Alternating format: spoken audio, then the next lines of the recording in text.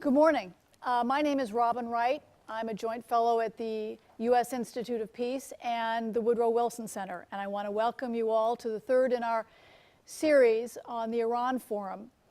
We're meeting at a make or break moment with the deadline now only 12 days away. And there are stories this morning out of Vienna that Secretary of State Kerry is due in Vienna very soon, along with the foreign ministers of the other P5+1 countries. So this is a series that is unprecedented in Washington. We have formed a coalition of 8 think tanks to provide perspective on the different issues involved in a nuclear deal. The first one, which Joe Cirincione was a member, looked at the issues of what does a nuclear deal look like. The second looked at what the Iranians have to do.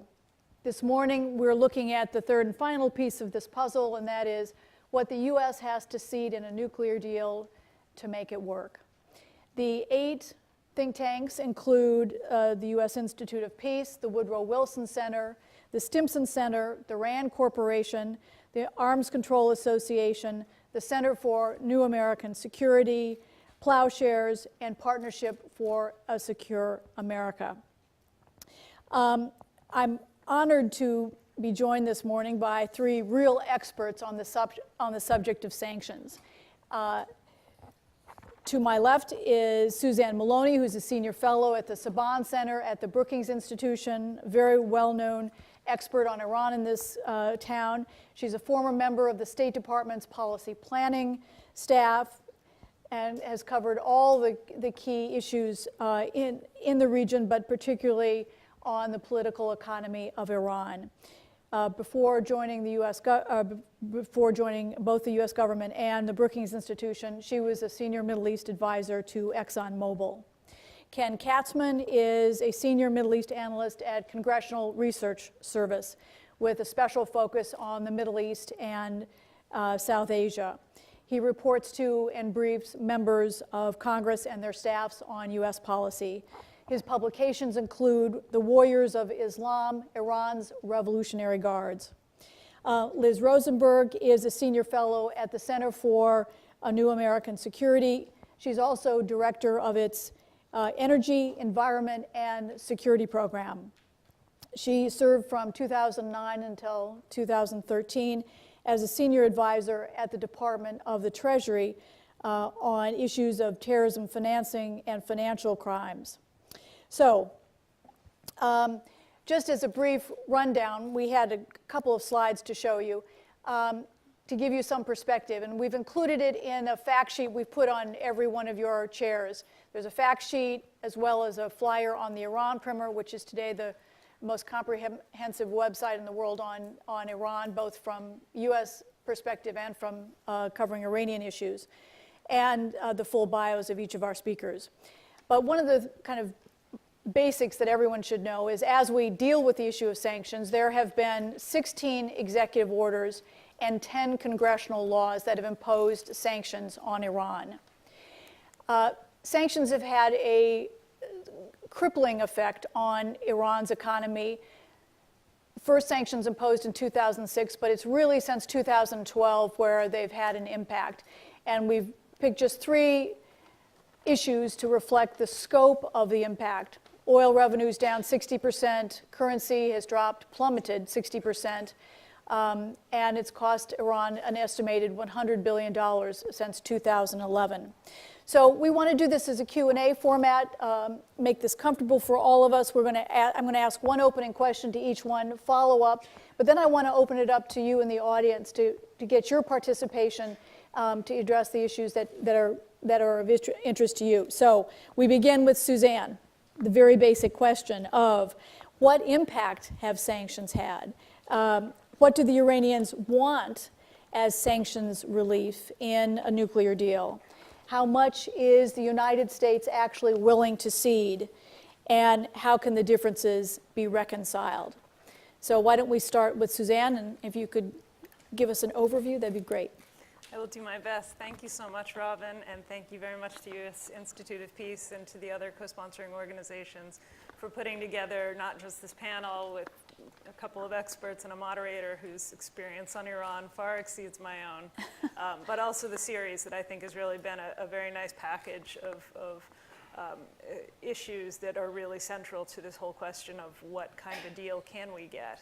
And as we are in the sort of wind down phase of the negotiations, I'm glad that we've got to the real question of the money, which obviously is crucial to why it is we are at this point today.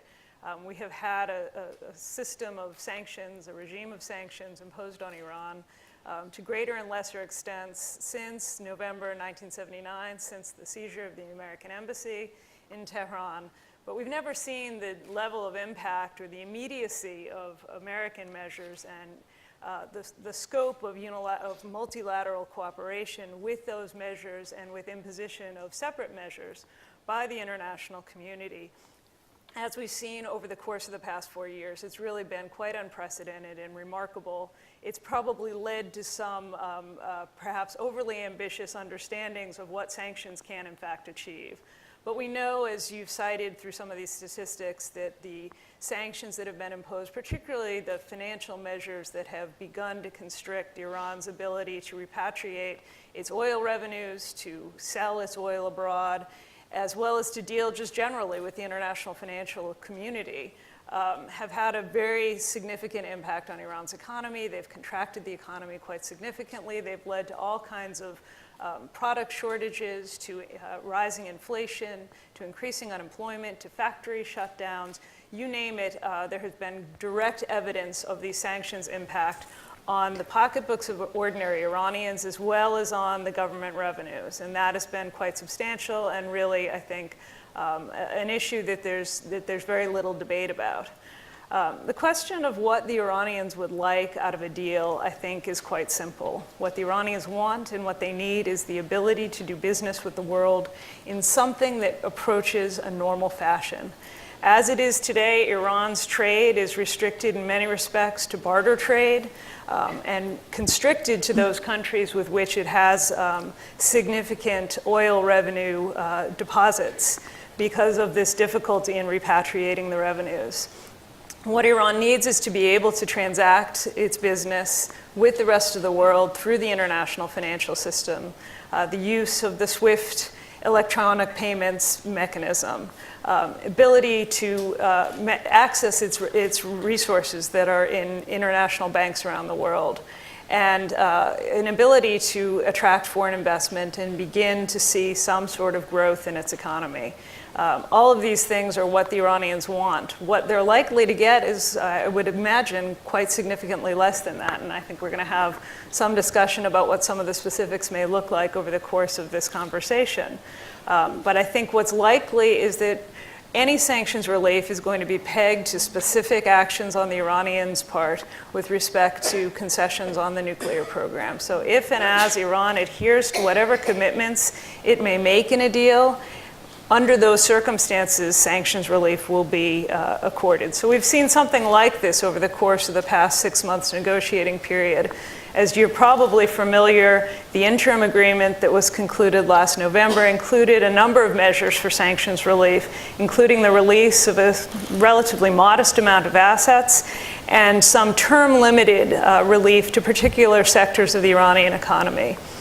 We've seen those assets release take place if and only as Iran has reciprocated with its own commitments to specific measures on its nuclear infrastructure. And I think we're going to see something very similar with respect to any kind of a final deal. Every single element of the sanctions relief package will have to be pegged to fulfillment of commitments on the part of the Iranians. I think it's also quite clear that we're unlikely to see a significant change in the comprehensive embargo that applies to American businesses that has been in place really since the Clinton administration, because so many of the U.S. sanctions have been applied for reasons that transcend just the nuclear issue, and in fact, in many cases, predate it. The comprehensive embargo, I would imagine, under no circumstances would be released. And so we are likely to, in the best of all circumstances, and only over a gradual period of time, see some kind of a sanctions regime that is quite disproportionate between how it applies to American businesses and how it applies to international businesses. But that's only under the best of all possible circumstances, and I think it's quite clear that significant differences remain between the two sides at this time about what is possible to achieve in these negotiations. Thank you. Ken, explain to us what the president would have to do in terms of dealing with executive orders, and then what Congress would have to do in dealing with legislation, the difference, the difficulty, and the time that it would take to do this, and maybe even touch on a little bit of the politics of what it would involve at a time of deep polarization in Washington. Thank you very much, Robin. Thanks to the organizers for inviting me. And I knew I was in Washington, D.C. when I saw this crowd to discuss Iran sanctions. First, I thought it was maybe a premiere of a Transformers movie or something like that. There's a few points I want to make about if there is a deal, how it would be implemented, what would be required, what would happen. Suzanne touched a little, what is Iran going to demand be lifted? My formulation is basically any sanction that was imposed after Resolution 1929 of June 2010. This was a date when sanctions ratcheted up dramatically in an effort to force Iran to the bargaining table, which arguably worked. So what does that mean? Basically, Iran is going to demand the lifting or suspension, and we'll get into the difference, of U.S. secondary sanctions. In other words, U.S. sanctions that apply to foreign companies, foreign entities that are doing business with Iran. So as was mentioned, the locking up of Iran's oil revenues overseas, they're certainly going to demand that that be eased. The sanction from the fiscal year 2012 National Defense Authorization Act which has cut Iran's oil exports from 2.5 million barrels a day down to 1 million barrels a day. They're certainly going to demand that the ceiling on their oil exports be lifted. They're certainly going to demand that sanctions on their petrochemical industry, petrochemical products, equipment, metals be lifted. All of these were imposed after 2010, which gets me to my second point. The Joint Plan of Action, the interim agreement, stipulates that those sanctions would be lifted that are nuclear related. Well, what's a nuclear? All the U.S. sanctions, all the sanctions are incredibly interrelated. Most of the sanctions legislation have multiple titles which apply to Iran's use of terrorism and human rights and obviously the nuclear program, so it's incredibly difficult to separate nuclear related from other sanctions. But the issue is, if you take my formulation and say those sanctions after 2010, then I think that makes sense, because Iran would demand that any sanction imposed for the purpose of getting Iran to the nuclear bargaining table must be lifted, and those are the ones that I stipulated. The ones earlier, such as investing in Iran's oil infrastructure, the U.S. trade ban, I think Iran is not likely to immediately demand that those be lifted, because those were imposed most primarily because of Iran's use of support for international terrorism, and particularly with regard to U.S. companies. My understanding is that the U.S. ban on trade would probably not be lifted until other issues with Iran are resolved, regional issues, Hezbollah, Hamas, etc.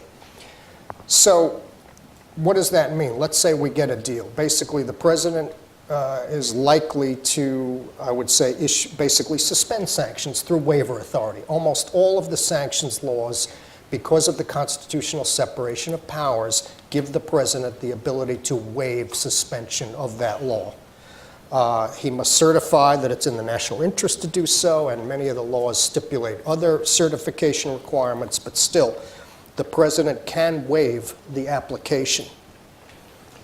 Now, the issue is, can the president promise to waive them? In other words, these laws, the way these laws work, the president must determine that somebody has violated and then say, I'm waiving the law because it's in the national interest. The question is, as part of a deal, can an administration say, I am henceforth, no matter, before I investigate any specific violations, I am going to automatically be waiving the penalties? That's an issue that is very hotly debated right now, because the way the laws work, there has to be a determination and then a waiver. It's not supposed to work where the president just says, well, from henceforth, I'm going to waive automatically.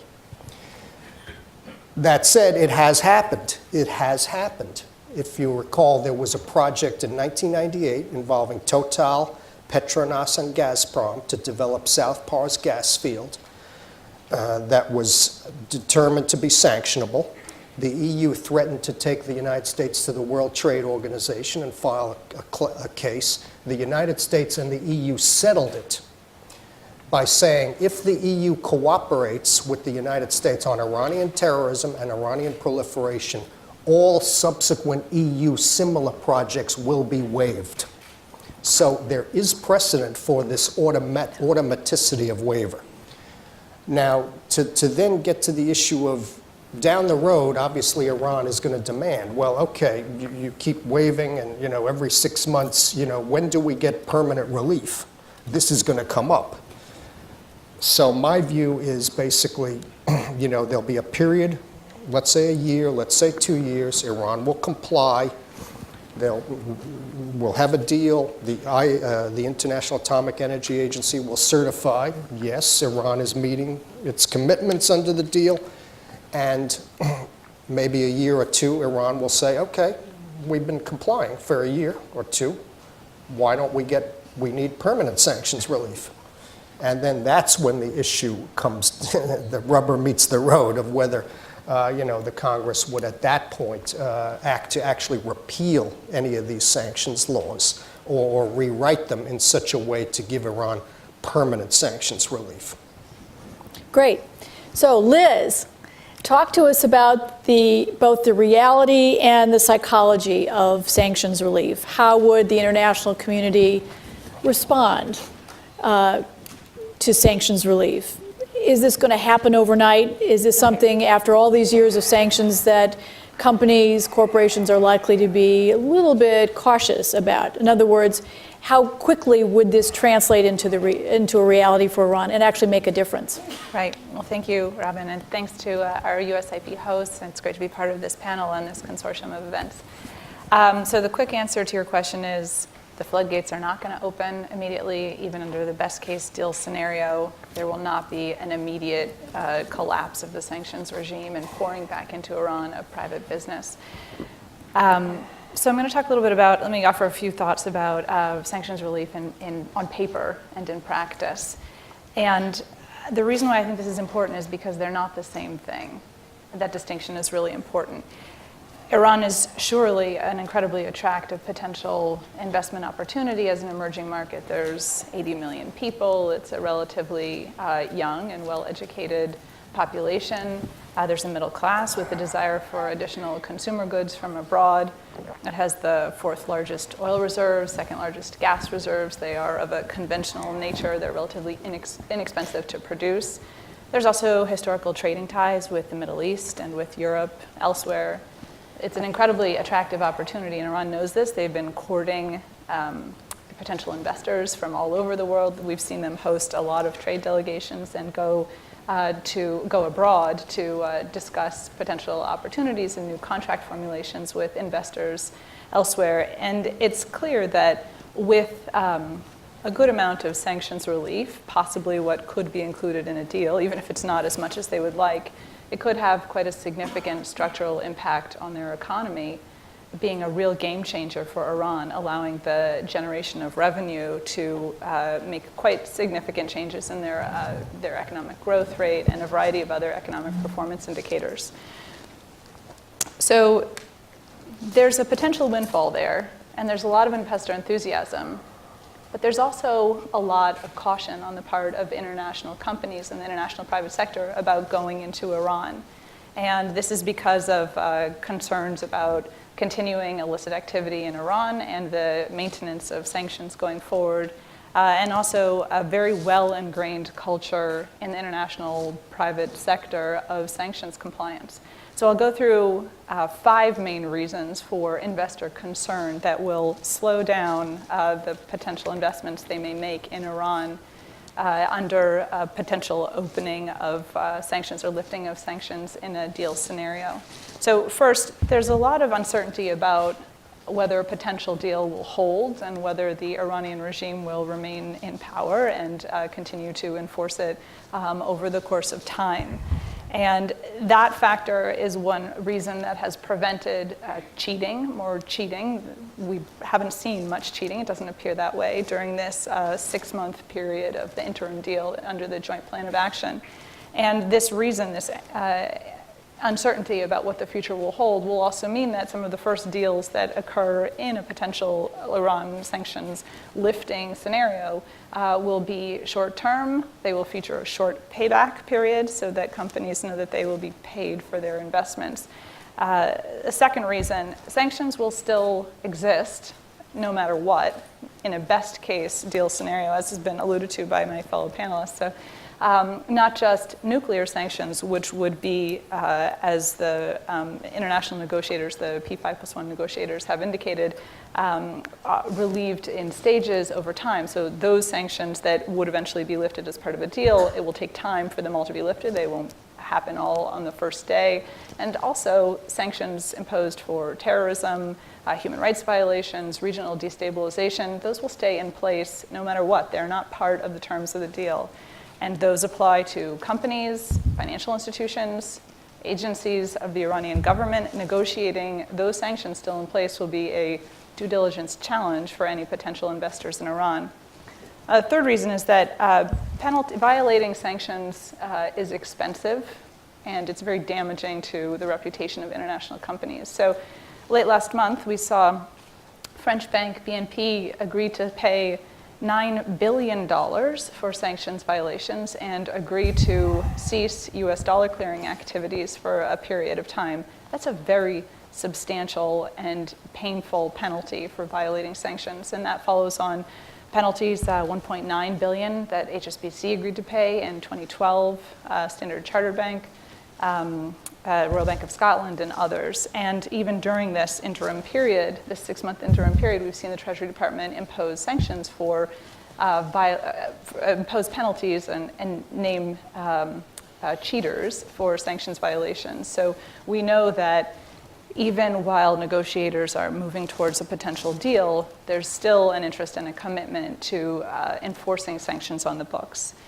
Another reason for investor caution is that Iran presents a challenging business environment. Corruption is well documented and widespread. Iran will need to make changes to its investment regime, its regulatory regime, in order to, the contracts that it offers, in order to be quite hospitable to international investors. Relationships need to be rebuilt. They are fresher for some European and Asian companies, but there's still a need to prospect opportunities and reestablish business ties. And that's something, of course, that's been going on during all of these trade missions to Iran and the visiting of potential business counterparts. And finally, Congress could undermine a potential deal, of course, whether that be by rejecting a deal that the P5+1 in Iran do come to, or by imposing new sanctions not related to the nuclear concerns, so for example related to Iran's support for terrorism, as a nuclear deal is beginning. Iran is unlikely to distinguish between the economic pain imposed by nuclear sanctions or terrorism-related sanctions. I think they will see any imposition of new sanctions as an act of ill will or ill faith on the part of the P5+1 and an attempt to sabotage the potential for a deal. So at a minimum, the private sector would need to respond to that with increased attention, due diligence to navigate a new landscape constructed by more actors than they may have thought, more actors than just those negotiating in the P5+1 in Iran. for engaging in business in Iran. And another final point that creates caution and concern for potential investors looking towards business opportunities in Iran is that they're hoping to see a coordinated multilateral lifting of sanctions, whether that's a small amount or a large amount. It really matters that there is a harmonization, an attempt towards harmonization made internationally. There's a couple of main reasons for this, and they involve the fact that, for example, if a European company sees that Europe has, this is a hypothetical scenario, but lifted sanctions on doing oil business with Iran, including the shipping and insurance provisions that would need to go along with, and financial repatriation provisions that would need to go along with that, that company might face sanction under the U.S. sanctions. So if they have an interest in doing business in the United States or in the U.S. dollar, they face losing that business if they violate U.S. sanctions. In practice, I think most companies in Europe and Asia, elsewhere, that are interested in doing business in Iran also have an interest in doing business in the US dollar or in the US. So they will try not to violate US sanctions. If they don't have a big legal presence in the United States and they are sanctioned, they won't have ability for a legal recourse in the United States. Another major incentive towards acting to move into Iran when it hasn't been made permissible under a lifting of US sanctions. Just to end, a couple of final points. The first, I want to just reiterate, there won't be a flood of business into Iran on day one in a best case deal scenario and sanctions lifting scenario. It's going to take time, a greater degree of legal certainty, and I think a signal from the US Congress that it will at least tolerate a deal. And additionally, the P5+1, given all of these challenges I've just laid out, that have to do with engaging in new business in Iran, they'll need to be very careful in how much sanctions relief they promise. If they overpromise and if the private sector underperforms, there's a real credibility problem for the P5+1. Iran will look at this scenario and think that the P5+1 is not doing its part to uphold its part of the deal. And the P5+1 will risk losing some leverage in future relations with Iran. Finally, I think there's quite a good chance that we'll see in a potential sanctions lifting scenario some legal guesswork done on the part of international companies, some overconfidence, overreach, recklessness, ignorance, and that will be met by the United States, in particular the US Treasury, with an effort to crack down on such instances of sanctions cheating as a way to show and to strongly signal to the private sector exactly which kinds of business are available under sanctions relief and which are not. So if there is a nuclear deal, if there is sanctions relief for Iran, we will still see quite a lot of, I think, aggressive enforcement of existing sanctions, which will have, a chilling effect on some of those that may look to enter Iran. It may cause them a bit of concern and slow them down a bit as they're planning their reentry. Thank you very much, Liz. Let me ask Suzanne. There's been an allusion to it in each of your presentations about the issue of the phases of a deal. Now, when the United States talks about a deal, it talks in terms of a decade, a generation, that they want something that's in place over a long period of time. Can you address how sanctions might coincide with each stage? Are we talking about 20 years, 10 years, 20 years of lifting sanctions in a very gradual way? How realistic is that? And secondly, the kind of broader question. I was in Tehran. I've been in Iran twice in the last 6 months, and I've been struck by the fact sanctions have not had the impact it did during the Iran-Iraq War, when because of rationing of meat and gasoline, there were huge shortages of basic commodities. Today, Iran, you can find literally anything. I went to a Porsche dealership, and it was not the only one. And they sell a Porsche. I learned more about Porsches in Tehran than I did here. You can buy a Carrera 911S for $300,000, and they can't keep them in stock. I mean, there is there is money. At the same time, Ahmadinejad did such damage to the economy that when you consider that more than half of all the oil revenues Iran has made since oil was discovered were earned during Ahmadinejad, and he basically blew right through it. So there's this kind of disconnect. There's enormous wealth, but there's also a sense that mismanagement was as much a factor as sanctions, really. We like to think that sanction was the pivot, but in fact, it's this intersection of the two phenomena. So if you could address that, how vulnerable is Iran today economically, just in general, and then the issue of the phases and how that might work. We saw a little bit of it, but what time frame are we talking about? Thank you. Those are two really interesting and wide open questions. I think the timeline will very much depend on what the overall timeline for the deal is. And we know that this is one of the sort of sleeper issues, potential bombshells within the deal. And it's been discussed in some of the prior iterations of these panels that USIP has helped to organize. There's a big difference between what the United States administration, as well as what the Congress might consider to be a tolerable sort of rehabilitation period for maintaining these very extensive constraints on Iran's nuclear activities and infrastructure, and what the Iranians are looking to get out of this deal with intact. So, I think the timeline for sanctions and the phasing of sanctions will be very much pegged to where the final decision comes out on this time frame. And I can't tell you I'm confident on where that's going to be. I think it's obviously going to be shorter than what some of the very extensive multi-decade time horizons have been suggested on our side, but it's also not going to be the sort of snap of the fingers that clearly many on the Iranian side are both demanding and anticipating. And I think this gets into this whole question of psychology and how this deal has been sold both within Iran as well as within the international community. This expectation, as Liz said, both cultivated by the Iranians, but also, I think, used on this side as an argument against diplomacy, that somehow business is going to rush back into Iran. It's really a double-edged sword for the Iranians because, as Liz suggested, it's really not proven to be the case over the course of this interim period. But it has set some very high expectations on the part of the Rouhani administration from the Iranian side and among the Iranian people, for whom the deal last November was really sort of the deal.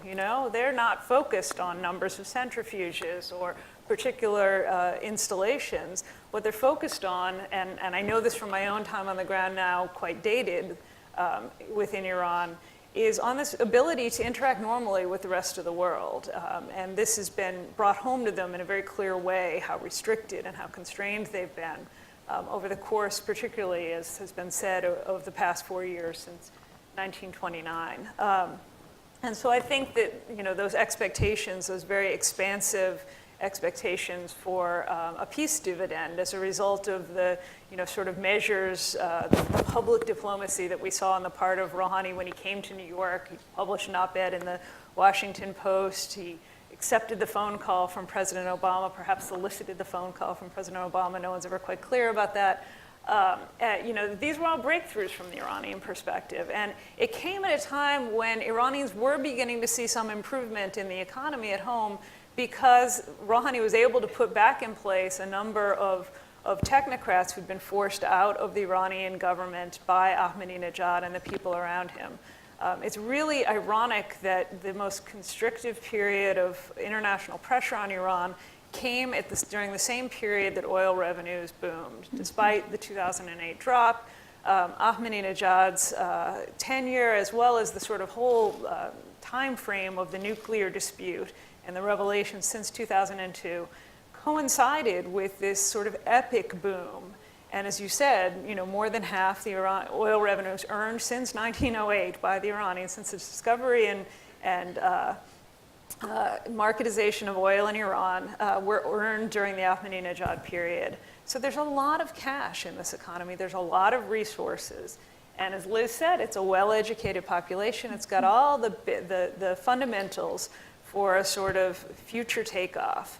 But that future takeoff is going to be delayed, has been delayed, and I think we're already starting to see a certain degree of frustration with Rouhani, with the international community, and it will break every way. There will be no beneficiary of it. For those who think that, in fact, intensifying the pressure is likely to lead to a better outcome, I think that remains considerably unclear. The issue of how do we create a stable horizon, stable expectations, I think is also quite difficult and something that needs to be contemplated as we construct this deal. First of all, we know the sanctions a heck of a lot better than the Iranians do. They've been very adept over the course of the past 35 years in managing under international pressure, whether it was the pressure of their own self-imposed retraction from the international economy after the revolution, whether it was the pressure of the war and the logistical constraints that were imposed on their trade with the rest of the world, or the various forms of US sanctions that have been put in place since '79. They know how to mitigate them, they know how to get around them, they know how to have incredible smuggling networks.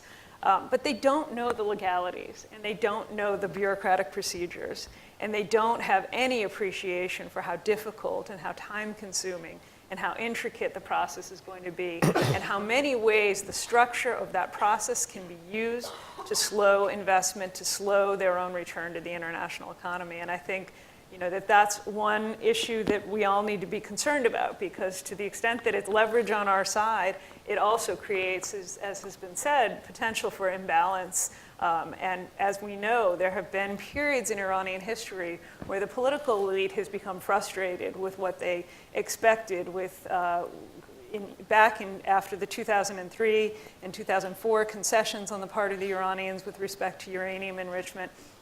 A decision was made less than 2 years later in 2005 to restart the enrichment program, precisely because they felt they hadn't gotten what they'd been promised from the Europeans at that time. And I think we don't want to set ourselves up for a scenario in which the Iranians, in part because of lack of understanding and lack of familiarity with the very intricate bureaucratic and legal processes around these sanctions, are likely to find themselves in 6 months to a year feeling as though they have been sold a bill of goods. It's not just problematic because it would undercut a deal. I think it's problematic because it would undercut US credibility and the credibility of the P5+1 in doing a deal in good faith. And I think that's going to be particularly important. As Ken said, there are ways in which sanctions waivers, ways in which the president can use his authority to create new opportunities to open the path without necessarily working through Congress directly. But much of that has to be done very, very carefully. And even if you look back to the waiver of Iran-Libya Sanctions Act that was written for Total back in 2000, it didn't actually give blanket authority to European companies to invest in the Iranian energy sector. It was constructed very carefully. And so while many interpreted it as a sort of yellow light to go in, it still was a hindrance on investment in Iran. And I think that this is a really interesting moment in terms of how we move forward with the sanctions relief, both with respect to the Iranian political environment, but also with respect to how we use sanctions toward other adversarial countries and in other entrenched problems. Because it's not a spigot that you can turn off and on very easily. And we have found that the sort of reach and scope of American law, even to companies that have very limited access to the American market, is so severe, and the intimidation factor is so high right now that we may have a great deal of difficulty in actually encouraging the kind of investment we may want to see at some point in the future in Iran. I think that's very true. Ken, on both of my trips, I saw the foreign minister, Javad Zarif, and talked about the issue of sanctions and lifting them and how you do it and so forth. And he made clear both times that Iran wants Congress to act, that it wants not just presidential waivers. It wants Congress to be a part of the process for fear that with a new president there would be just new sanctions imposed, or that you have to deal with the toughest nut to crack. And that means the political will on the Hill. They want something that says it's not just the White House behind that you have kind of the American people as well. So maybe you can talk to us for a little bit about, the mood on the Hill about sanctions relief, and you avoided my question the first time around about the polarization on the Hill, and how that might complicate the process of fulfilling what Iran wants out of a deal. Well, let me answer it as I'm sort of allowed to. It's, I mean, what I would say is, I would say Iran needs a deal. I don't doubt that this Porsche deal is, the IMF said their economy shrunk 6% in 2013. That is severe. Our economy here shrunk about, 4% in the 2008 crash, and it was dramatic. I mean, unemployment went to 10% here. 6% is huge. It is huge. And now they need money because they're propping up Mr. Assad and they're propping up Mr. Maliki as well. So they need even more money. These things cost money. That's their foreign policy. That's their right to have their foreign policy the way they want. It costs money. So they need, I would say, sanctions relief. Now, we talked about the stepwise. I mean, to my mind, a lot of sanctions would have to be eased, suspended at once, because it doesn't, you can't, it's all interlocked. You can't allow them to export back to 2.6 million barrels a day, but the revenue is still locked up in foreign banks, and you can't allow that without allowing them to use the SWIFT system, because then they can't bring the money back to Iran. So all these, to my mind, all these would have to be lifted quickly. This is what the Iranians would demand. Now, we can get to the issue of maybe allowing investment in Iran down the road. That could be maybe sequenced later, because it's not immediate. But, again, dealing in precious metals, dealing in hard currency, shipping insurance, all of these, it seems to me, would need to be, as part of a deal, lifted very quickly in the process. Otherwise, it does Iran no good. In terms of Congress, again, I'm in a CRS capacity here. To my mind, Congress, I think, what they are looking for in this deal is, does it take the issue of an Iranian nuclear weapon off the table or not? If it does take it off the table, then I think Congress is more likely to, if down the road Iran demands that Congress act, or they're going to abrogate the deal, then I think Congress might be more willing to look at that. If it doesn't completely take the idea of an Iranian nuclear weapon off the table, then I think there's going to be skepticism. Now, obviously I can't get into the politics of, there was a proposal to have new sanctions that would go into effect after the interim agreement expired. Mr. Obama threatened to veto it, and it wasn't brought to a vote. I can't go any more than that. But, this is a priority issue for the administration. A deal is a priority issue for the administration. Now, on the issue of waivers, though, to your point about what Zarif said, if there is a deal and waivers are issued to allow the United States to implement its commitments under this deal, I'm not a constitutional lawyer, but I would say that that is binding on the next president.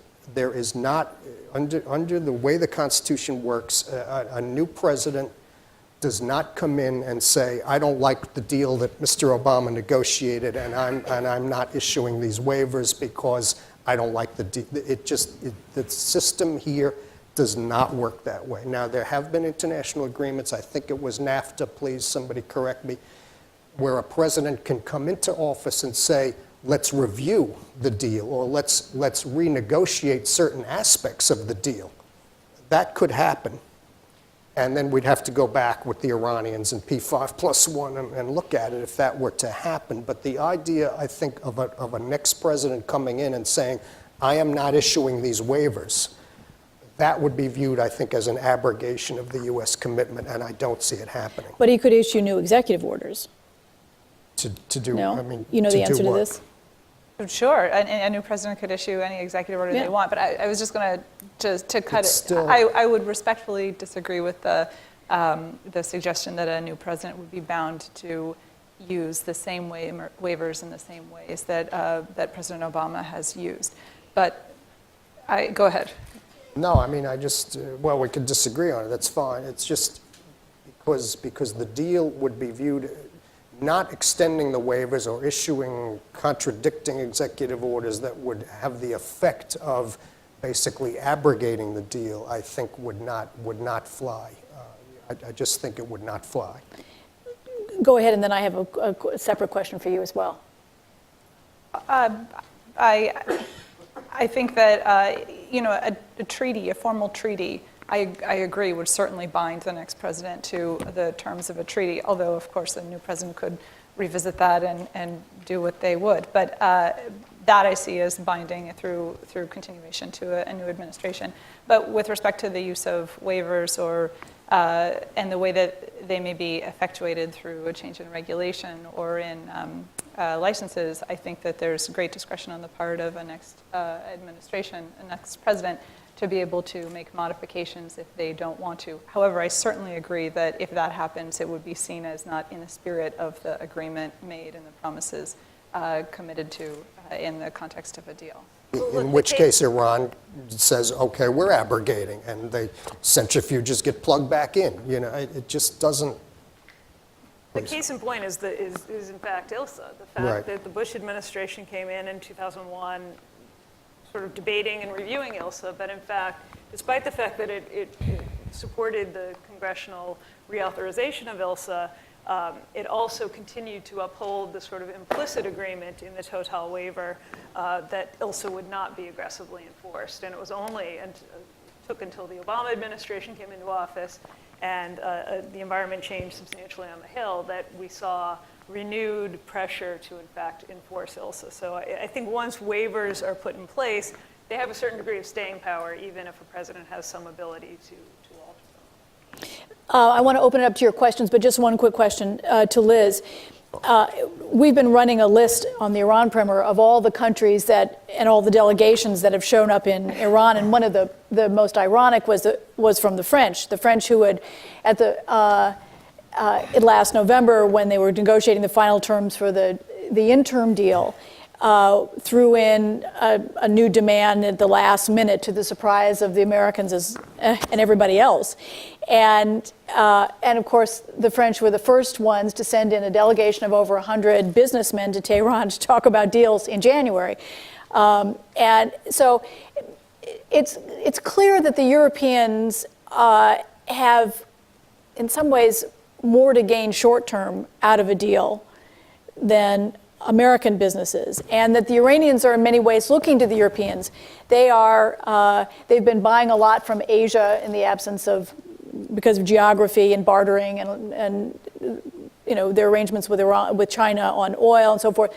But they're dare I say this, they're quite Western in their appetites, and really want, whether it's fashion or cars or appliances or whatever, they really like the Western goods better, and they'd like to do deals with the West more. And if they're not going to do them with the United States anytime soon, and Europe is this great market. So maybe you can talk to us just very briefly about what Europe might have to do to lift sanctions, and is this really where we're likely to see more movement? Do they have the same constraints that we do? And a lot of the sanctions they've imposed are similar to ours.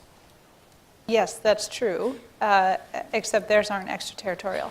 So it's true that Iran is very interested in engaging in deals with European or even American countries, although I certainly agree that that's not, U.S. companies will not be first movers into Iran for a variety of reasons we've discussed. And the reasons for that are because European companies, US companies have technological sophistication, they have project management experience that is incredibly attractive, they have real comparative advantages in those areas. So for example, in the energy sector, Iran, like many resource-endowed countries, energy resource-endowed countries, they would like to have European or American companies come and develop their energy resources because of that technical and project management experience and sophistication. So recently, when Iran kicked out CNPC for underperformance in its in oilfield development, many people looked at that as an indication that, in fact, they are freeing up opportunities, hopefully, for European companies that they'd like to come in instead and do that oil field rehabilitation and expansion in the future. So France, to your point about France, they have been very interested and committed, of course, to the P5+1 process and instrumental in the EU's imposition of sanctions on Iran. However, they have sacrificed a lot to do this. Bank Tejrat, for example, its location in France is one of the most recent to be sanctioned. That hurt for France. So did auto sector sanctions. That is a jobs issue in France. In particular, Total is one such company, French company, that has quite a lot of support from the French government that would be well placed to do business in Iran and has a history of work, of course, in the region. What it would take for Europe to lift sanctions. So their sanctions largely parallel sanctions the United States has in place, but for the reasons that I mentioned before about the need for coordinated multilateral lifting of sanctions, Europe will have a significant interest in working cooperatively with the United States to make sure that sanctions are lifted in a way that doesn't create major conflict of law problems for European companies. They are acutely aware that European companies will be entangled in U.S. sanctions if they move out ahead of where U.S. sanctions lifting those opportunities that U.S. sanctions liftings may create for international companies in Iran. So we've already discussed some of the most attractive opportunities or most attractive sectors in which Iran would like to see relief. Energy, autos, which by some counts as the second largest industry in Iran. Of course, the ability to move money. And the EU holds a very significant card when it comes to sanctions on Iran. The imposition that it has on use by Iranian banks of its SWIFT payment messaging system, and that is locked up under EU sanctions, not US sanctions. Thank you. I want to open it up to your questions. If you'd identify yourself and your organization in the back, right up there. Wait for the mic.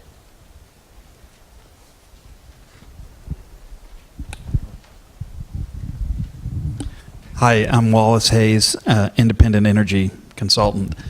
My question is is there a distinction between waivers and licensing? Because on the Total issue and the ILSA investment issues, we had one waiver, and then there were half a dozen to a dozen other investments that were treated as if they were part of that same waiver, but never actually got waivers. And so that's why they were able to go back and re-examine those issues in the Obama administration.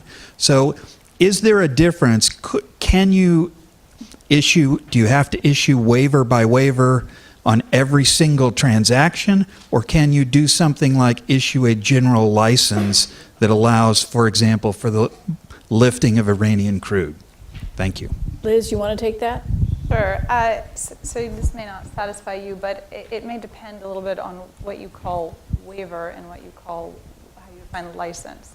And so, in general, using a waiver may not be enough to get business moving. You may need to, the way that it then takes effect to actually make companies see that there is an opportunity there is by changing regulation or issuing licenses.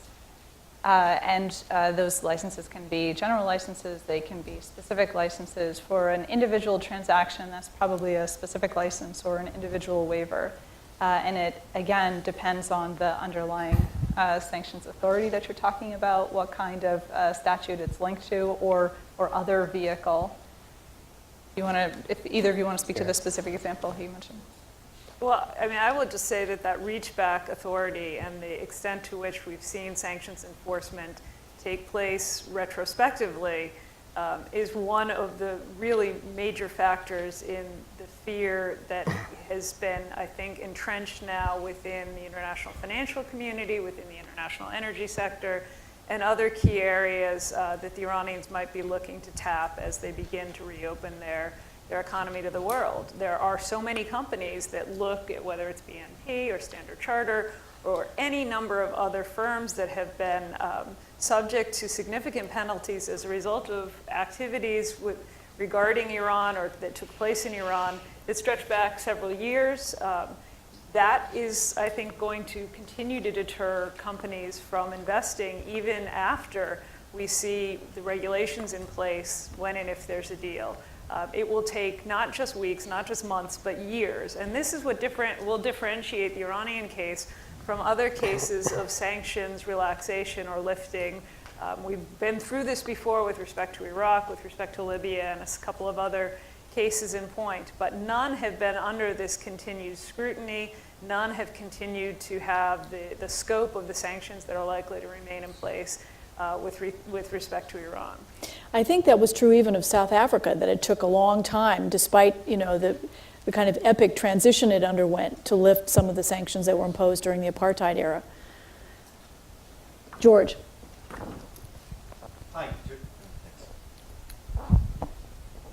Hi, George Lopez, Vice President here at USIP in the Academy. If I were thinking about that the U.S. would cede some things, one of the areas I'd look at is the UN Security Council resolutions. I was glad to hear Ken talk about the 1929 as a figure point there. But the Iranians could put the U.S. in a situation in which, if the IAEA verifies that things have been closed down in agreement with 1929 and 1984 resolutions, then you ask for a vote in the Security Council to ease those sanctions, which takes 140 entities and individuals off the list and any number of things, and you don't have to really worry about Congress, and you put the U.S. in what might be seen by some as a favorable position of bringing UN Security Council resolutions to a close, or the unfavorable situation of maybe vetoing the relaxation or suspension of those resolutions, where we've really negotiated the deal that the conditions for the original resolutions are met. So I'd like your observations on that, any of you on the panel. Thank you.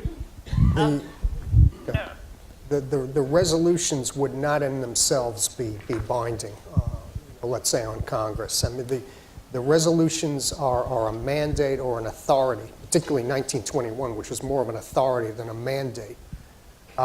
Which give member states the authority to take certain steps. The Congress then, the Congress took certain steps on its own, and the administration signed these laws. So lifting the resolutions would not necessarily mean automatically that Congress would then be, mandated to act to repeal these sanctions. I just want to add on the licensing issue. The Iran Sanctions Act, when you talk about the United States administration doesn't license foreign companies. The U.S.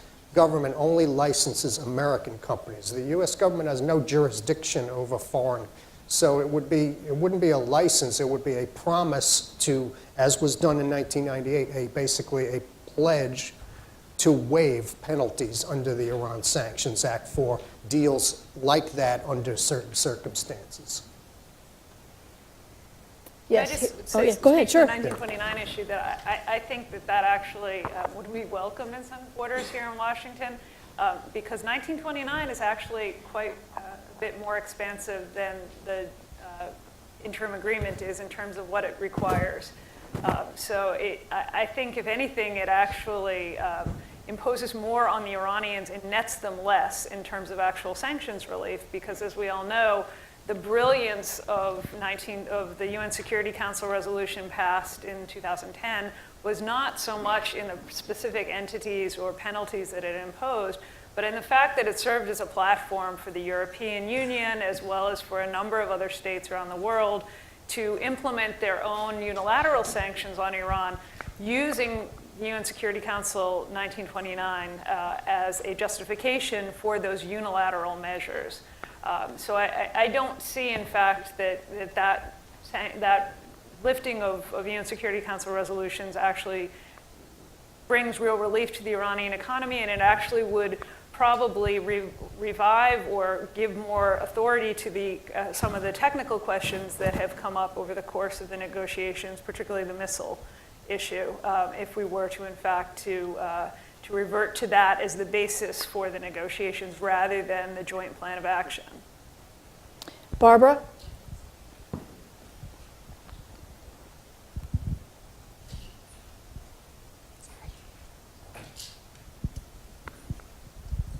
Thanks very much. Barbara Slavin from the Atlantic Council. Thank you for a really interesting discussion. I wanted to first brief advertisement. Ken, we have copies of your paper outside. Ken wrote a paper called Unwinding U.S. Sanctions on Iran for us at the Atlantic Council, and it's outside. And there was something in it, Ken, you didn't mention. I wondered if you would talk a little bit about it, and that is the impact of allowing the Iran Sanctions Act to sunset at the end of 2016, how much that would mean for the Iranians. Also, whether your definition of nuclear-related sanctions as being anything post-July 2010, is that widely accepted, or is that just your own formulation? Suzanne, others, do you know if that's also the way the U.S. government is looking at the sanctions issue? Thank you. The way what I was trying to get at with this post-2010 is to say, a lot of the sanctions passed after that do not say anything about nuclear weapons or nuclear tech, the oil exports, shipping. To define a nuclear-related sanction narrowly as only any sanction that mentions nuclear weapons, nuclear equipment, the Iranians, that will not fly with the Iranians. The Iranian view, I think, is that any sanction that was imposed to compel Iran to a nuclear bargain is to them a nuclear-related sanction. So I was just trying to make that point. The Iran Sanctions Act, under current law, sunsets on December 31, 2016.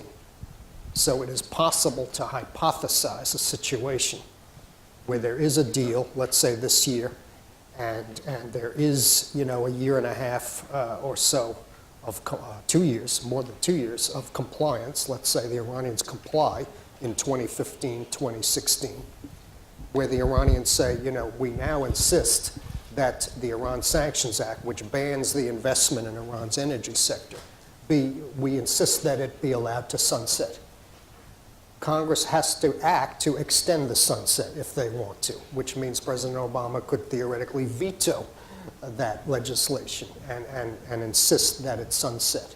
So I was pointing that out as a possible mechanism, because the Iran Sanctions Act does trigger many different sanctions, particularly on the energy sector. Can I, Sure. just speaking to the point about what is a nuclear sanction, yes, you could read it narrowly, what says nuclear material, et cetera. EO, the Executive Order 133A2 on proliferation activities is one that we classically think of as nuclear, but of course it's broader than just nuclear proliferation. If we think about a distinction from 1929 until the present, those sanctions that have been issued during a period of greatest international concern about Iran's nuclear activities, you could call that nuclear, and certainly there have been great pains made by those in the P5+1 to draw a connection between the economic sectors that have been sanctioned and Iran's nuclear ambitions, in that revenue from these sectors enrich the regime's ability to pursue its proliferation activities, and there have been nuclear-related or proliferation-related transactions intermingled or disguised in transactions in these other sectors. However, to my mind, what's less important, that how exactly you read what nuclear is less important than the flexibility that it affords to P5+1 negotiators. And in fact, they have declined when asked to define nuclear because it's very useful to have the flexibility to define it themselves. And in fact, what ultimately will be a nuclear sanction will be a function of what sanctions relief P5+1 negotiators need to offer in order to get reasonably offer in order to get what they want to see when it comes to nuclear concessions on the part of Iran. Thank you.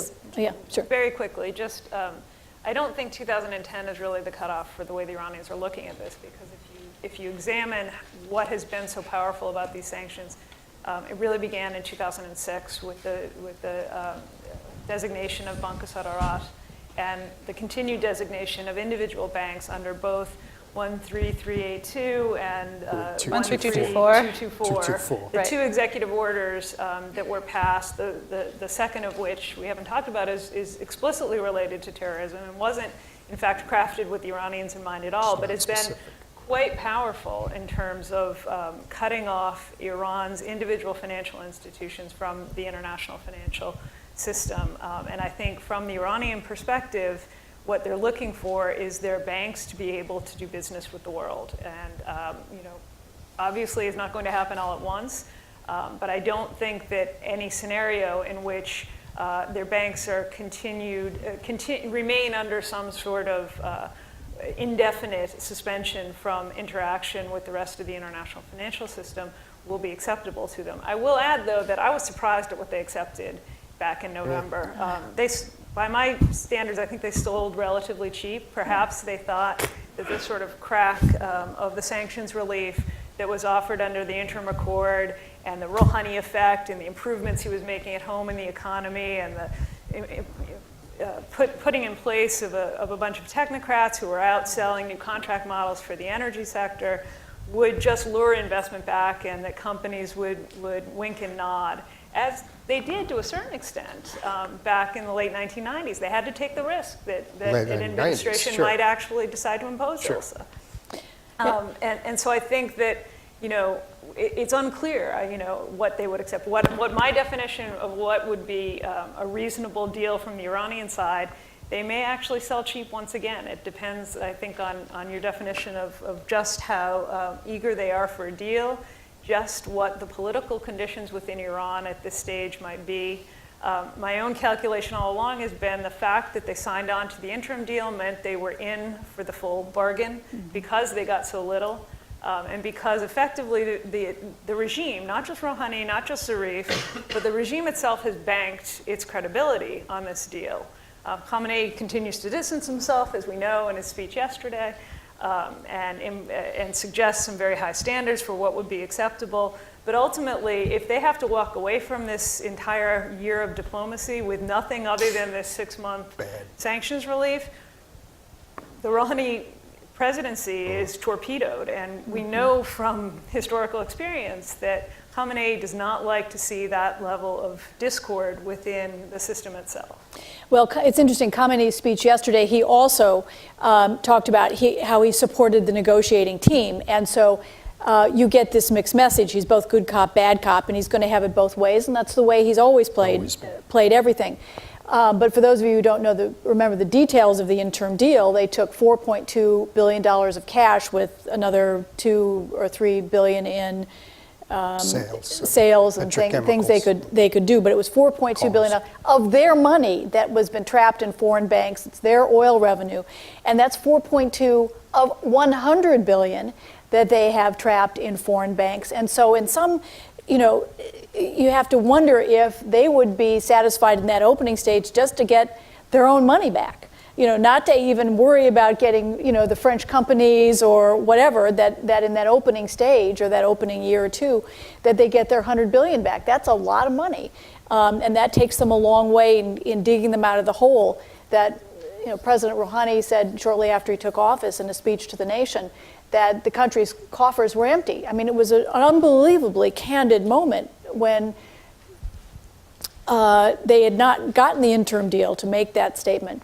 And the striking thing about being in Iran these last two times was how the public really accepts the fact that it's kind of a done deal, even though it's not a done deal, that the country is going to make that, and that the supreme leader is not ignorant of public sentiment. He saw that in the polls, and I think there is a sense that, well, they were ready to move on with it, and I think their only disappointment is that it hasn't moved faster. And so to delay the process would be, I think, a stunning development, not just a political setback for Rouhani, which it would be, and it would really torpedo, as Suzanne rightly said, the kind of, not just his administration, but the kind of the hopes of anything else happening domestically, anything. Because if you can't get this, he has no leverage. He looks like a failed president. So anyway, more of your questions? In the back? Yes.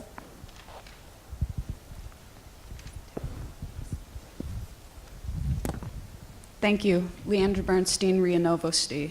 I'd just like to ask for the panel's remarks on the Iranian and Russian relationship, which a lot of people have described as very positive, in particular the work Russia has done on Iran's civilian nuclear program, but how you see the Russian-Iranian relationship in the context of this upcoming agreement, and whether the strains between U.S. and Russia could somehow play out to affect that. Who would like to take that? Start. Okay. If you've heard people describe the Iranian-Russian relationship as a positive one, you probably haven't been talking to any Iranians.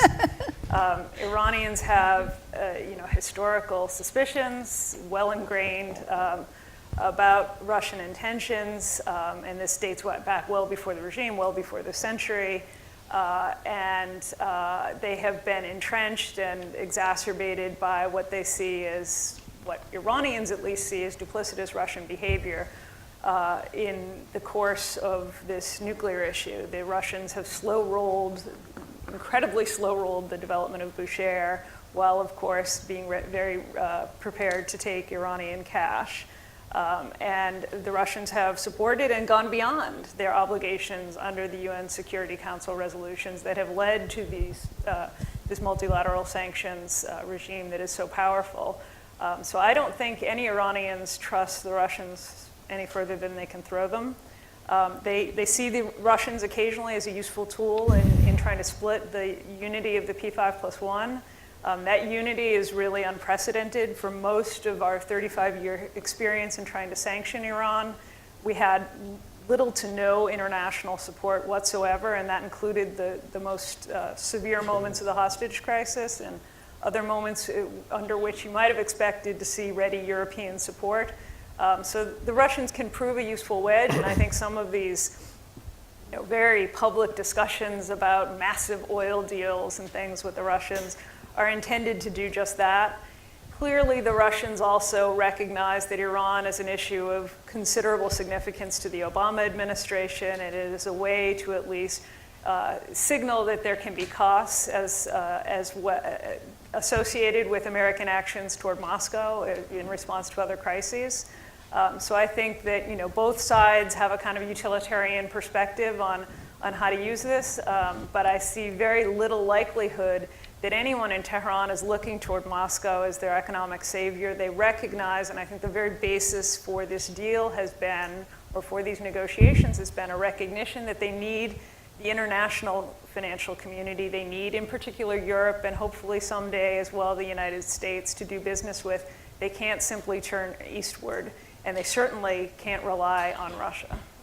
Yeah, I agree with all of that, and I'll just add, as you mentioned, many people have looked at the news of a potential Russian-Iranian oil deal for 500,000 barrels per day, which is, of course, an extraordinary amount of oil, given that A, that's 50% of what Iran exports now, and B, Russia has absolutely no need for oil because it is a major global producer itself. So that deal, it appears to be, there appears to be truth to that, some truth to that. So it then looks as though it's a kind of oil money laundering deal.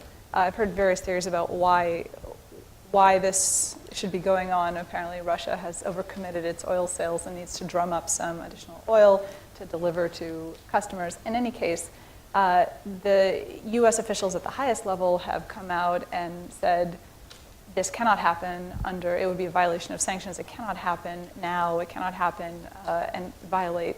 It would be an act of bad faith and violate our sanctions. And it looks as though Russia has backed off from this deal. So let that be a lesson to us in where Russia sees certain strategic advantages in the current context and who its closest friends are when it comes to moving forward with this deal and these terms and this particular set of strategic calculations.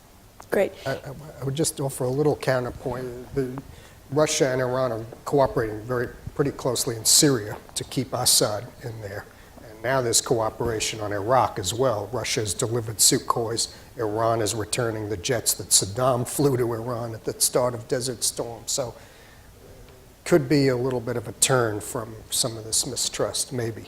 Almost a quarter century ago. Let me take a couple of questions right here, and woman right there.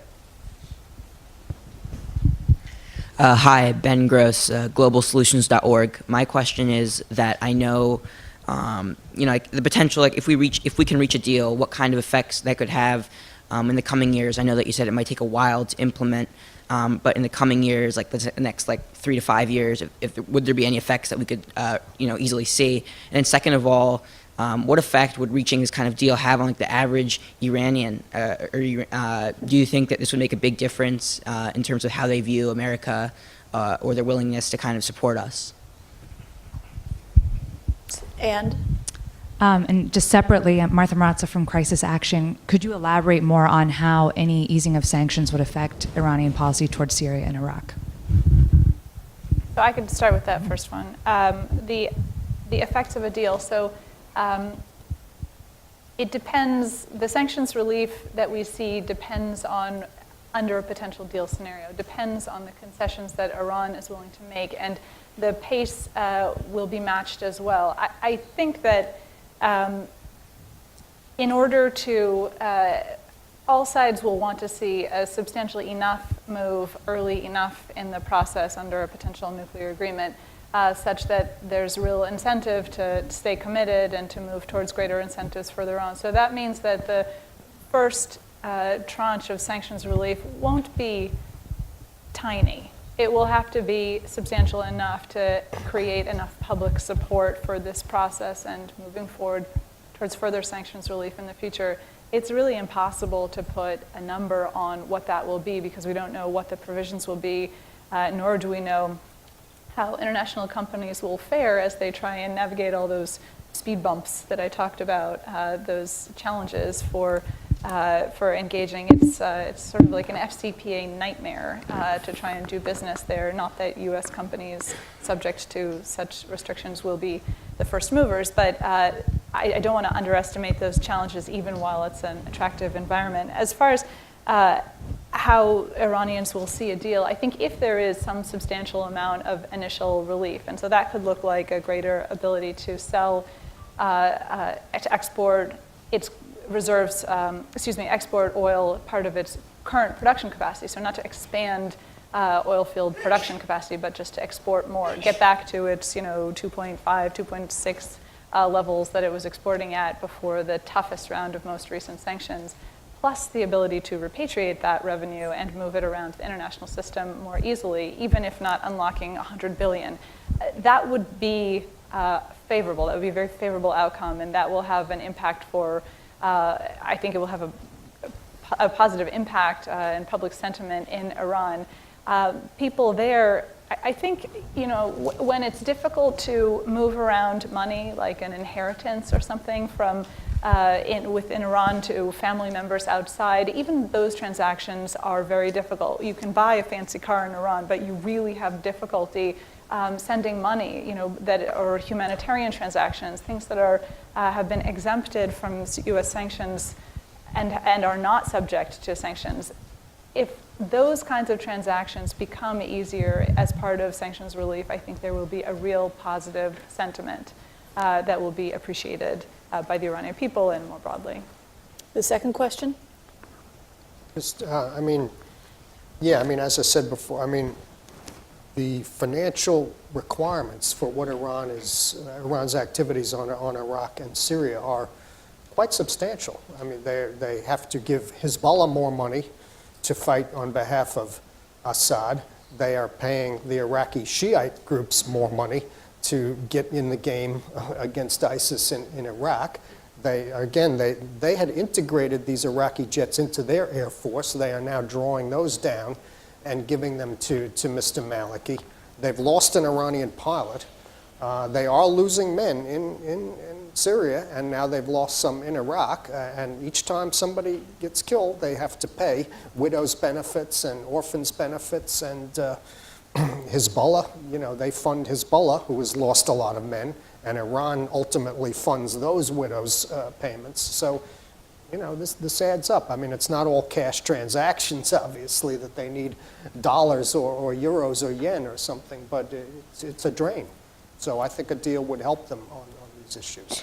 I actually think that ISIS may be the kind of dark horse factor in these negotiations. That the one thing that I heard over and over and over from Iran is how they're afraid of what's the kind of Salafi circle surrounding Iran now that's no longer the Shiite crescent. Right. And it's whether it's the potential return of the Taliban in Afghanistan, the rise of ISIS and other extremist groups. It's the Wahhabi movements, the Salafi movements in Central Asia that on every border they feel increasingly vulnerable, ironically in part because of the U.S. withdrawal.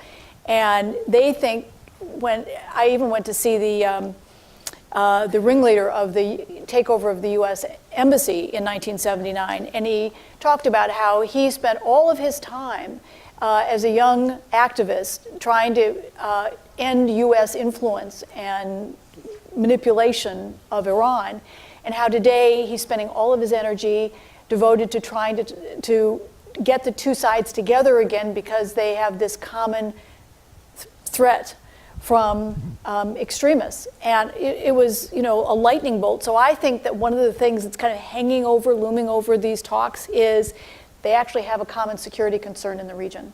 And that the closer every ISIS development begins to kind of add to the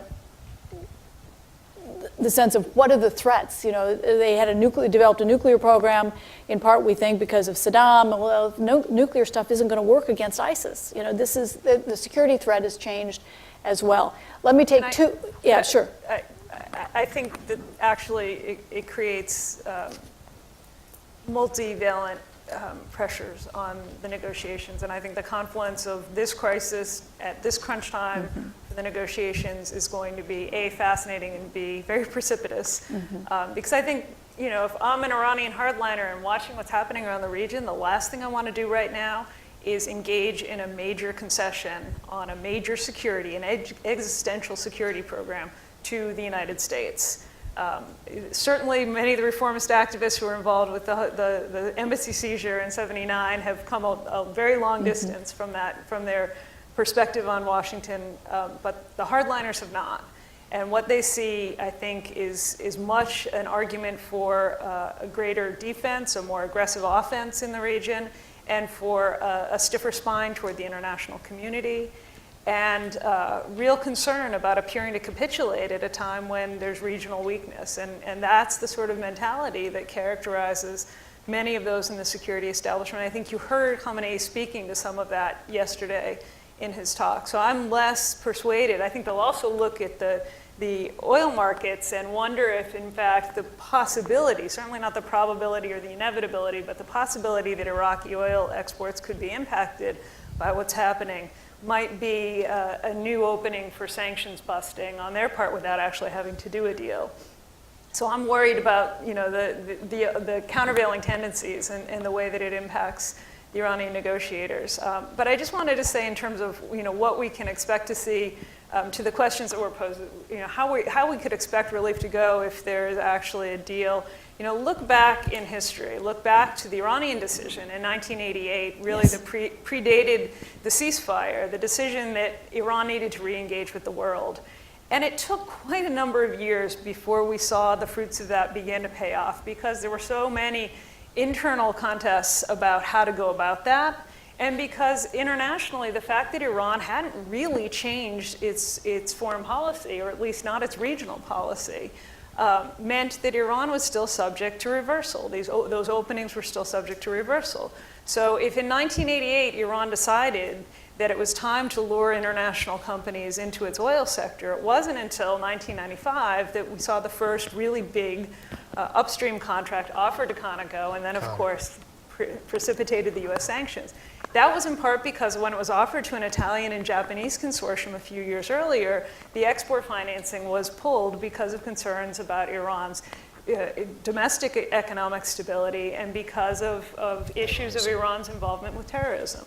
And so I think that we're likely to see a similar process, and as we said, far worse, because now you've got to add on to that the layers of complexity of removing or relaxing or waiving or licensing, and the bureaucracy and the legal procedures involved. Can I add one? Sure. Just, I think I would be remiss if I didn't add this regarding oil company interest. So when you see international oil companies that feel comfortable managing challenges and risks in Iraq, for example, or Nigeria or Russia, it's clear that international oil companies, they need opportunities, major field opportunities, in order to perform well economically or commercially. And Iran, even with tremendous risks that exist in doing business there, is absolutely right there on the table, looks attractive if there's enough relief to go in there.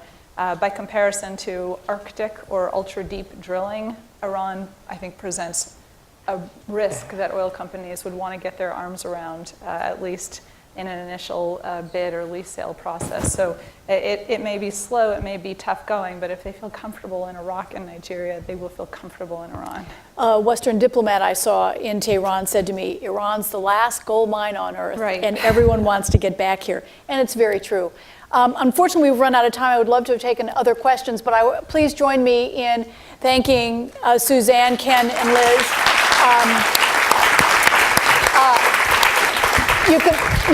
You've all learned this morning how difficult this is going to be, even for us, to work a deal.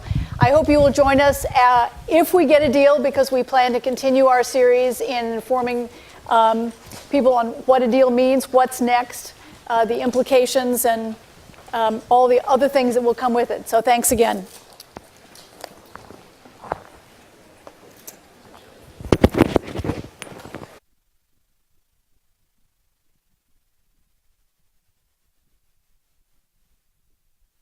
Of Iran. Before joining both the U.S. government and the Brookings Institution, she was a senior Middle East advisor to ExxonMobil. Ken Katzman is a senior Middle East analyst at Congressional Research Service with a special focus on the Middle East and South Asia. He reports to and briefs members of Congress and their staffs on U.S. policy. His publications include The Warriors of Islam, Iran's Revolutionary Guards. Liz Rosenberg is a senior fellow at the Center for a New American Security. She's also director of its Energy, Environment, and Security Program. She served from 2009 until 2013 as a senior advisor at the Department of the Treasury on issues of terrorism financing and financial crimes.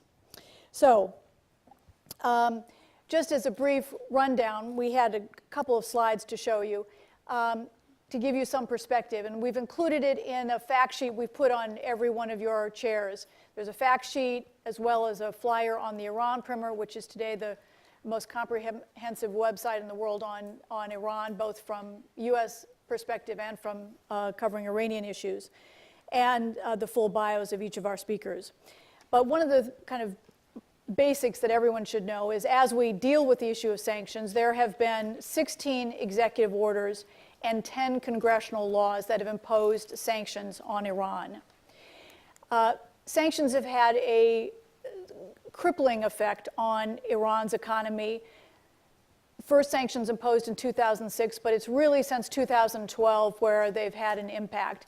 And we've picked just 3 issues to reflect the scope of the impact.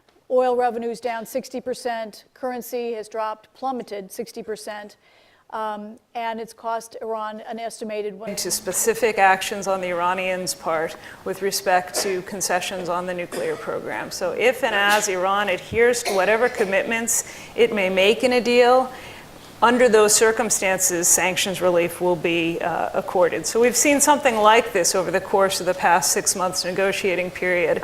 As you're probably familiar, the interim agreement that was concluded last November included a number of measures for sanctions relief, including the release of a relatively modest amount of assets and some term-limited relief to particular sectors of the Iranian economy. We've seen those assets release take place if and only as Iran has reciprocated with its own commitments to specific measures on its nuclear infrastructure. And I think we're going to see something very similar with respect to any kind of a final deal. Every single element of the sanctions relief package will have to be pegged to fulfillment of commitments on the part of the Iranians. I think it's also quite clear that we're unlikely to see a significant change in the comprehensive embargo that applies to American businesses that has been in place really since the Clinton administration, because so many of the U.S. sanctions have been applied for reasons that transcend just the nuclear issue, and in fact, in many cases, predate it. The comprehensive embargo, I would imagine, under no circumstances would be released. And so we are likely to, in the best of all circumstances, and only over a gradual period of time, see some kind of a sanctions regime that is quite disproportionate between how it applies to American businesses and how it applies to international businesses. But that's only under the best of all possible circumstances. And I think it's quite clear that significant differences remain between the two sides at this time about what is possible to achieve in these negotiations. Thank you. Ken, explain to us what the $100 billion since 2011. So we want to do this as a Q&A format, make this comfortable for all of us. I'm going to ask one opening question to each one, follow up, but then I want to open it up to you in the audience to get your participation to address the issues that are of interest to you. So we begin with Suzanne, the very basic question of what impact have sanctions had? What do the Iranians want as sanctions relief in a nuclear deal? How much is the United States actually willing to cede? And how can the differences be reconciled? So why don't we start with Suzanne, and if you could give us an overview, that'd be great. I will do my best. Thank you so much, Robin, and thank you very much to U.S. Institute of Peace and to the other co-sponsoring organizations for putting together not just this panel with a couple of experts and a moderator whose experience on Iran far exceeds my own, but also the series that I think has really been a very nice package of issues that are really central to this whole question of what kind of deal can we get. And as we are in the sort of wind down phase of the negotiations, I'm glad that we've got to the real question of the money, which obviously is crucial to why it is we are at this point today. We have had a system of sanctions, a regime of sanctions imposed on Iran to greater and lesser extents since November 1979, since the seizure of the American embassy in Tehran. But we've never seen the level of impact or the immediacy of American measures and the scope of multilateral cooperation with those measures and with imposition of separate measures by the international community. As we've seen over the course of the past 4 years, it's really been quite unprecedented and remarkable. It's probably led to some perhaps overly ambitious understandings of what sanctions can. Good morning. My name is Robin Wright. I'm a joint fellow at the U.S. Institute of Peace and the Woodrow Wilson Center. And I want to welcome you all to the third in our series on the Iran Forum. We're meeting at a make or break moment with the deadline now only 12 days away. And there are stories this morning out of Vienna that Secretary of State Kerry is due in Vienna very soon, along with the foreign ministers of the other P5+1 countries. So this is a series that is unprecedented in Washington. We have formed a coalition of 8 think tanks to provide perspective on the different issues involved in a nuclear deal. The first one, which Joe Cirincione was a member, looked at the issues of what does a nuclear deal look like. The second looked at what the Iranians have to do. This morning, we're looking at the third and final piece of this puzzle, and that is what the U.S. has to cede in a nuclear deal to make it work. The 8 think tanks include the U.S. Institute of Peace, the Woodrow Wilson Center, the Stimson Center, the RAND Corporation, the Arms Control Association, the Center for New American Security, Plowshares, and Partnership for a Secure America. I'm honored to be joined this morning by 3 real experts on the subject of sanctions. To my left is Suzanne Maloney, who's a senior fellow at the Saban Center at the Brookings Institution, very well-known expert on Iran in this town. She's a former member of the State Department's policy planning staff and has covered all the key issues in the region, but particularly on the political economy. Can in fact achieve. But we know, as you've cited through some of these statistics, that the sanctions that have been imposed, particularly the financial measures that have begun to constrict Iran's ability to repatriate its oil revenues, to sell its oil abroad, as well as to deal just generally with the international financial community, have had a very significant impact on Iran's economy. They've contracted the economy quite significantly. They've led to all kinds of product shortages, to rising inflation, to increasing unemployment, to factory shutdowns. You name it, there has been direct evidence of these sanctions' impact on the pocketbooks of ordinary Iranians as well as on the government revenues. And that has been quite substantial and really, I think, an issue that there's very little debate about. The question of what the Iranians would like out of a deal, I think, is quite simple. What the Iranians want and what they need is the ability to do business with the world in something that approaches a normal fashion. As it is today, Iran's trade is restricted in many respects to barter trade and constricted to those countries with which it has significant oil revenue deposits because of this difficulty in repatriating the revenues. What Iran needs is to be able to transact its business with the rest of the world through the international financial system, the use of the SWIFT electronic payments mechanism, ability to access its resources that are in international banks around the world, and an ability to attract foreign investment and begin to see some sort of growth in its economy. All of these things are what the Iranians want. What they're likely to get is, I would imagine, quite significantly less than that. And I think we're going to have some discussion about what some of the specifics may look like over the course of this conversation. But I think what's likely is that any sanctions relief is going to be pegged